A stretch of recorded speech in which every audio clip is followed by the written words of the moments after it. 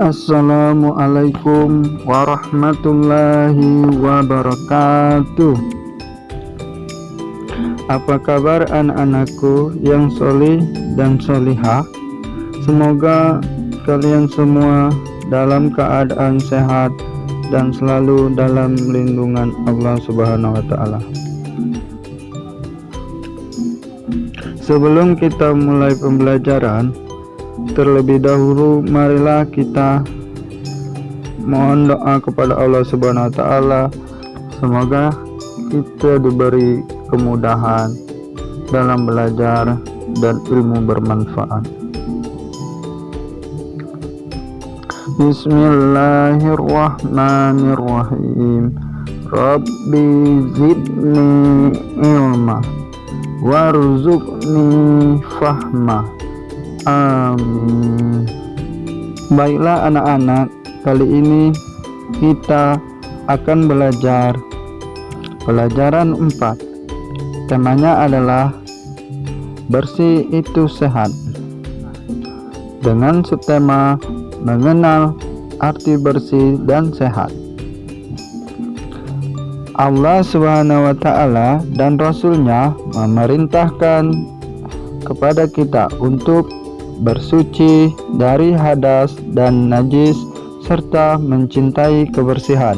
Bersih artinya bebas dari kotoran, sedangkan suci artinya bebas dari hadas dan najis. Bersih dan suci merupakan kedua hal yang tidak dapat dipisahkan. Kalau bersih, keadaan terbebas dari kotoran, sedangkan suci terbebas dari hadas dan najis. Bersih atau suci dibagi menjadi dua macam, yaitu bersih dari hadas dan bersih dari najis. Yang pertama, hadas. Hadas adalah keadaan tidak suci pada diri seseorang yang menyebabkan terhalangnya untuk beribadah. Artinya, jika kita terkena hadas, maka kita tidak boleh melakukan suatu ibadah hingga badan kita suci. Hadas terbagi atas dua macam, yaitu hadas kecil dan hadas besar. Hadas kecil adalah segala sesuatu yang membatalkan wudhu. Adapun hal-hal yang membatalkan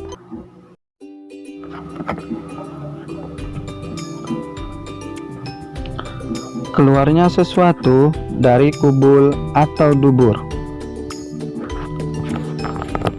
Jadi apapun yang keluar dari anggota tubuh, baik itu benda cair, benda padat, ataupun gas, itu semua termasuk hadas kecil, seperti buang angin, buang air kecil, dan buang air besar.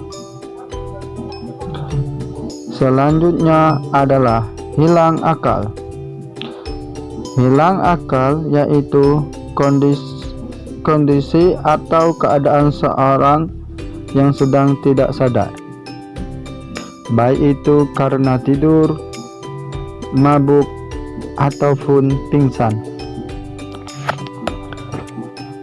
Kemudian bersentuhnya kulit antara laki-laki dan perempuan, yaitu apabila kulit kita bersentuhan antara laki-laki dan perempuan yang bukan muhrim, maka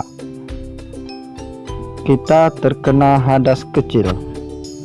Selanjutnya menyentuh kemaluan, yaitu baik disengaja maupun tidak disengaja. Dengan demikian, jika kita mengalami salah satu yang di atas, maka kita terkena hadas kecil. Jadi cara mensucikannya adalah dengan cara berwudu. Selanjutnya adalah hadas besar. Hadas besar adalah segala sesuatu yang mewajibkan seseorang untuk melakukan mandi wajib atau mandi besar.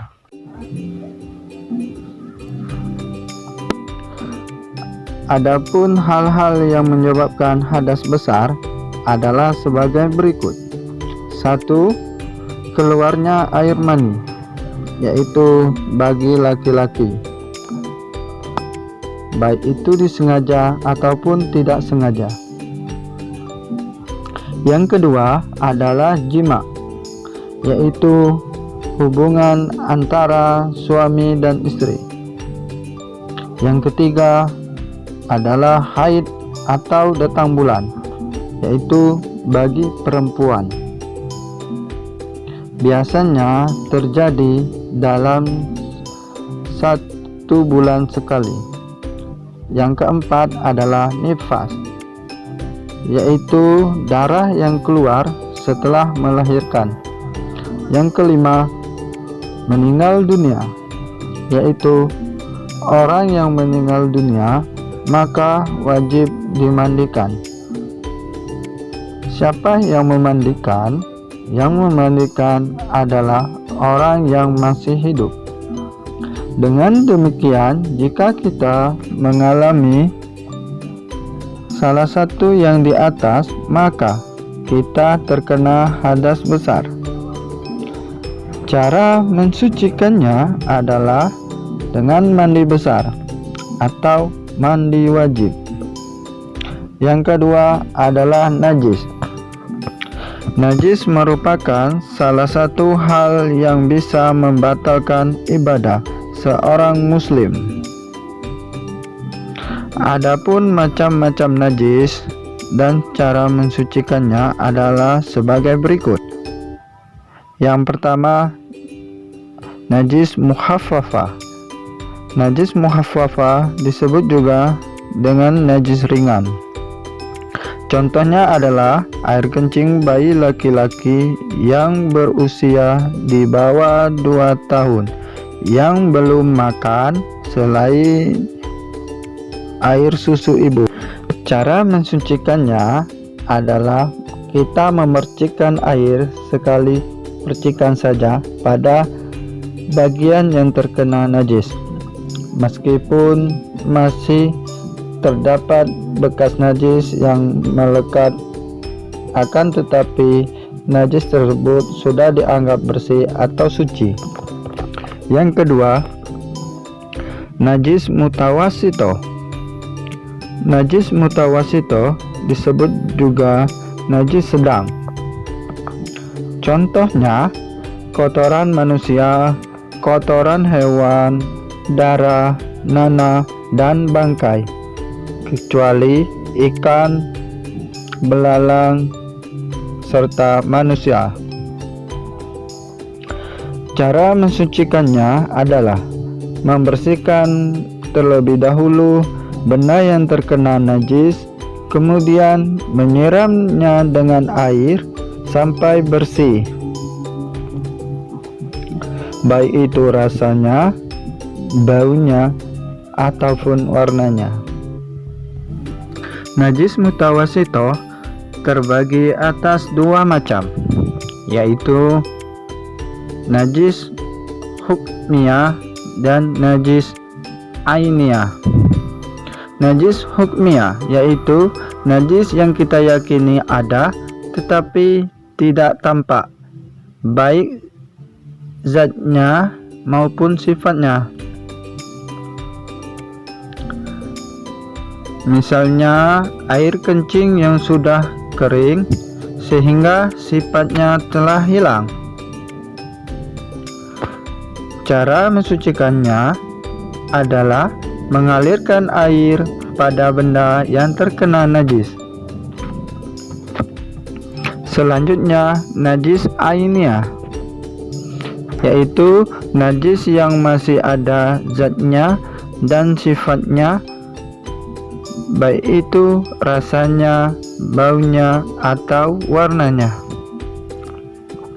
Cara mensucikannya adalah membuang kotoran atau najis tersebut, kemudian mengalirkan air pada benda yang terkena najis. Yang ketiga, najis mukhaladah. Najis mukhaladah disebut juga najis berat. Contohnya air liur anjing dan babi. Cara mensucikannya adalah membasuh dengan air sebanyak 7 kali dan salah satunya dicampur dengan tanah atau debu. Anak-anak, sebagai umat Islam, kita harus senantiasa bersuci sebelum beribadah kepada Allah Subhanahu wa Ta'ala. Yang pertama adalah bersih badan. Badan kita harus suci dan bersih, yaitu dengan cara mandi dan berwudu. Yang kedua, bersih pakaian. Pakaian yang kita gunakan untuk sholat juga harus suci dan bersih. Selanjutnya, bersih tempat. Tempat yang digunakan untuk sholat juga harus suci dan bersih. Bersih badan, pakaian, dan tempat tidak hanya ketika melaksanakan sholat, akan tetapi harus diartikan dalam seluruh kehidupan. Di luar sholat pun badan kita juga harus bersih. Bersih badan artinya terbebas dari kotoran dan najis. Bersih badan dapat kita lakukan dengan cara mandi, berwudu, memotong kuku, menggosok gigi, dan lain sebagainya. Kemudian bersih pakaian.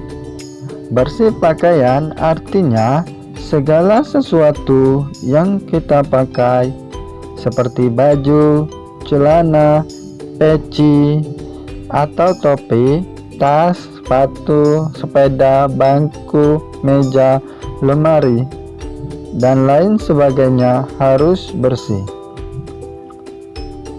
Kemudian bersih tempat seperti ruang tamu, ruang dapur, tempat tidur, tempat makan, tempat belajar, ruang kelas, tempat bermain, halaman, dan dapur, dan lain sebagainya, itu juga harus bersih.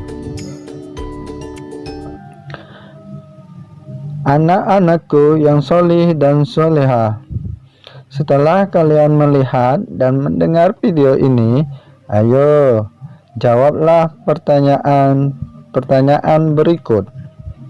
1. Jelaskan perbedaan suci dan bersih. 2. Sebutkan 3 hal yang harus disiapkan sebelum sholat. 3. Sebutkan 5 penyebab hadas kecil. 4. Sebutkan 5 penyebab hadas besar.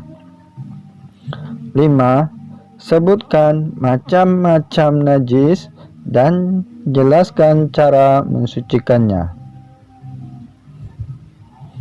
Demikianlah pembelajaran kita kali ini.